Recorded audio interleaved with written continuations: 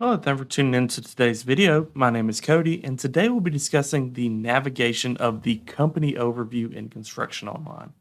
Now, to begin, you'll need to find the company overview, which will be up at the top left-hand corner. And once you click here, it'll open up this screen that you are seeing now. The first tab that will pop up will always be our recent and upcoming. This will show you upcoming or overdue items from to-dos, punch lists, checklists, schedule tasks, client selections, change orders, RFIs, and submittals. Now, the color that is associated with it is going to be the most pressing item within there. So if we're talking about the schedule task here, that doesn't mean I have 40 overdue tasks. That means there is at least one overdue task in that 40. And as you can see, when I click on it, 22 of those are overdue, 18 are upcoming, and I have 0 completed. So this color will always just take precedent over the most pressing item there. Next up, we have our recent files and photos. This will act as a timeline view of all photos inside of Construction Online, or if we flip over to recent files, any of the files that have been posted there as well. Then we have access to our project tracking features here. Now, one of these we can create here at the company level, and that is going to be to-dos. We can create to-dos that don't have any project association, and those are known as company to-dos. Outside of that, the other features in project tracking are going to be more for a holistic view of those, that being the daily logs, the punch list, and the checklist.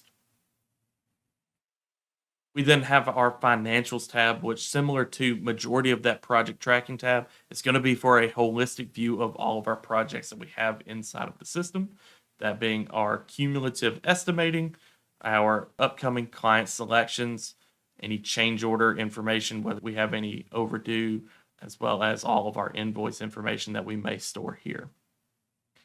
Now, our communication tab, this actually is for the most part going to allow us to create information at the company level as well. So we can create company channels, company messages, company announcements, and company level call logs that don't have any project association whatsoever.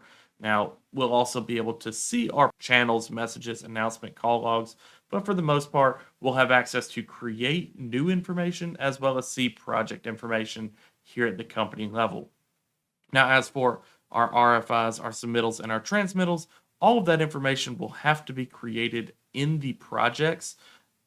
From the company level, we're just going to get that view of is anything overdue, upcoming, or completed. Next up, we have our calendars and schedules. Now, the company calendar is going to pull due dates from all of the systems. So that being all scheduled task due dates, any to-do due dates, any punch list, checklist, RFI due date, submittal due date, change order, client selection, anything that can have a due date, it's going to pull here into our company calendar. Now, our True Vision scheduling also has a secondary location that can be accessed outside of the company overview. That is going to be the multi-project scheduling here on the left-hand side. What the True Vision scheduling is a Gantt view of all of our project schedules inside of the system.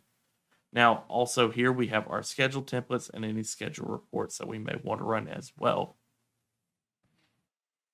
Then we have our company employees tab. This is going to be a contact list that is specific to our company employees. So we'll be able to see all of the administrators in the system, all of our basic company employees. And if you are an admin, this is where you can come to manage those employee permissions. And then finally, we have our company projects tab, which is going to show us all of our projects that we have in the system. Currently, I have it set to hide my archive projects, so it's only showing me my active ones. But if I were to uncheck this box here, it would show all of the projects that I have.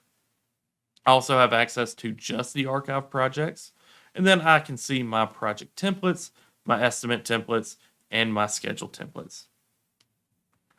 Now that is all for today's tutorial. If you have any additional questions, feel free to ask them through the live chat or by searching the knowledge base. And as always, have a fantastic day.